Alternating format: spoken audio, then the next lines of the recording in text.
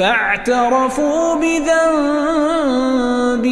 فسحقا لأصحاب السعير. إن الذين يخشون ربهم بالغيب لهم مغفرة وأجر كبير.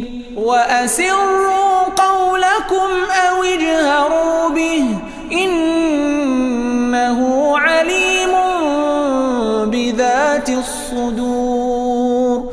ألا يعلم من خلق وهو اللطيف الخبير. هو الذي جعل لكم الأرض ذلولا